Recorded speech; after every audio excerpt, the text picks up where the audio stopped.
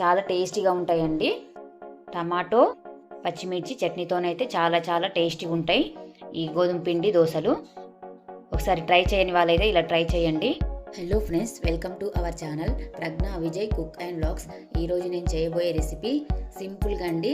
ఇంట్లో ఏం పిండి లేనప్పుడు టిఫిన్స్కి అప్పటికప్పుడు చేసుకోవచ్చు.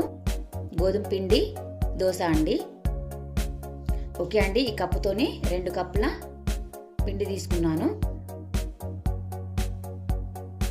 రుచికి సరిపడా సాల్ట్ వేసుకోవాలండి. ఒకసారి మిక్స్ చేసుకోవాలి. ఓకే అండి, దీంట్లో కొద్దిగా వాటర్ పోసుకుంటూ పిండి అనేది మిక్స్ చేసుకోవాలండి.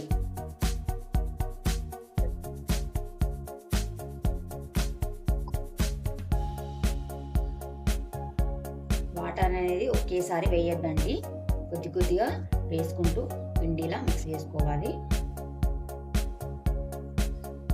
ఇలా ఒకటే వేలో పిండి కలిపితే తొందరగా కలుస్తుందండి.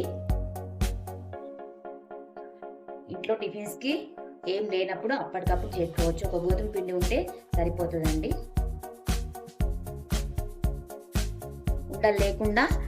ఉండలు లేకుండా ఇలా మిక్స్ చేసుకోవాలి. దీంట్లో అయితే బేకింగ్ సోడా వేయట్లేదు, అవసరం అనుకునే వాళ్ళు వేసుకోవచ్చండి. నేనైతే వేయట్లేదు. ఓకే అండి, పిండి అయితే మిక్స్ చేయడం అయిపోయింది. ఇప్పుడు ఒక 10 నిమిషాలు ఈ పిండిని పక్కన పెట్టేసుకోవాలండి. మూత పెట్టేసి పక్కన పెట్టేసుకోవాలి.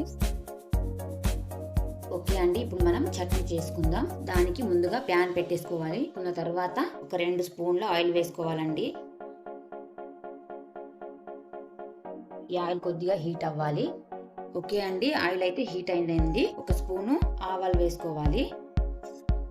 1 స్పూను జీలకర్ర వేసుకోవాలి. పచ్చిమిర్చి వేసుకోవాలి.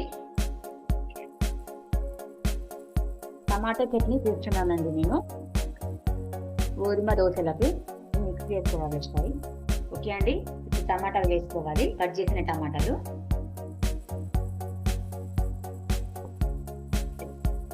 టమాటా వేసుకున్న తర్వాత ఒకసారి ఇలా మిక్స్ చేసుకోవాలండి. ఈ టమాటాలు కొద్దిగా మగ్గించుకోవాలి. దీంట్లోనే కొత్తిమీర వేసుకోవాలండి, వెల్లుల్లి వేసుకోవాలి. ఓకే అండి, ఒకసారి మిక్స్ చేసుకోవాలి. ఓకే అండి, మూత పెట్టేసుకున్నాం. ఇప్పుడు టమాటాలు మగ్గే వరకు. ఓకే, మూత పెట్టేసుకోవాలి. మధ్యలో తీసుకుంటూ ఒక్కొక్కసారి మిక్స్ చేసుకోవాలండి.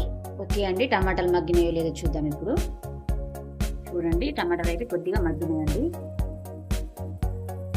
ఒకసారి ఇలా మిక్స్ చేసుకోవాలి.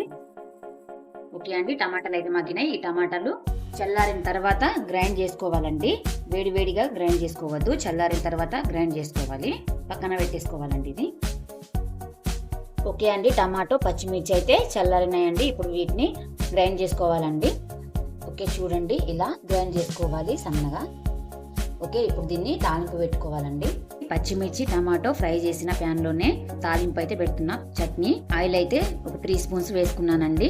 ఆయిల్ హీట్ అయింది. ఇప్పుడు ఎండుమిర్చి వేసుకోవాలి, కరివేపాకు వేసుకోవాలండి. వేసుకున్నాక ఒకసారి మిక్స్ చేసుకోవాలి. ఓకే అండి, ఇవైతే వేగినాయి. ఇప్పుడు గ్రైండ్ చేసి పెట్టుకున్నాయి టమాటో పచ్చిమిర్చి పేస్ట్ వేసుకోవాలండి. ఓకే అండి, వేసుకున్నాక ఇలా మిక్స్ చేసుకోవాలి. ఈ టమాటో పచ్చిమిర్చి పచ్చడి అయితే చాలా చాలా బాగుంటుందండి. దోశలకైనా ఇడ్లీలకైనా దేంట్లోకైనా చాలా బాగుంటుంది. ఒక 2 మినిట్స్ దీన్ని ఉడికించుకోవాలి. ఓకేనండి, టమాటా పచ్చడి అయితే అయిందండి. గోధుమ పిండి దోశలు వేసుకోవాలి.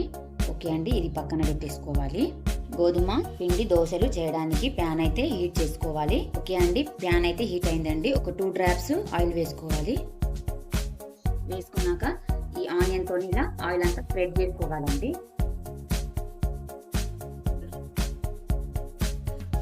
ఓకే అండి, ఆయిల్ అయితే స్ప్రెడ్ చేసుకోవడం అయిపోయింది. ఇప్పుడు పిండి అనేది ఇంకోసారి మిక్స్ చేసుకోవాలండి. ఒకవేళ పిండి పల్చగా అనిపిస్తే కొద్దిగా వేసుకోవచ్చండి.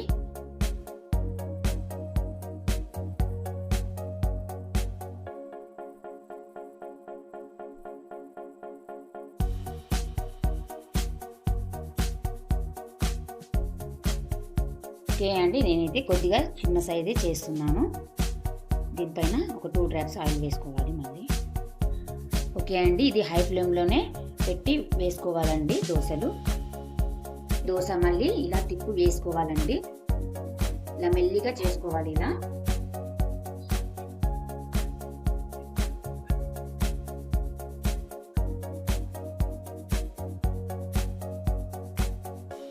ఓకే అండి, ఇలా తిప్పి వేసుకోవాలి. చూడండి దోశలు ఎంత బాగా వస్తున్నాయో. చాలా సింపుల్గా చేసుకోవచ్చండి. ఇంట్లో ఏం లేనప్పుడు ఇలా ఈజీగా చేసుకోవచ్చు. ఇలా 2 సైడ్స్ కాల్చుకోవాలండి. గోధుమ పిండి దోశలు అనేవి చాలా టేస్టీగా వస్తాయి.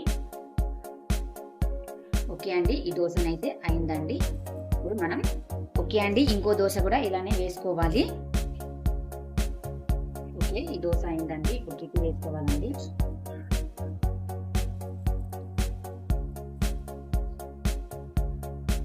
ఓకే అండి, అన్ని దోశలు ఇలానే చేసుకోవాలి. చూడండి దోశలు ఎంత బాగా వస్తున్నాయో. చాలా టేస్టీగా ఉంటాయండి.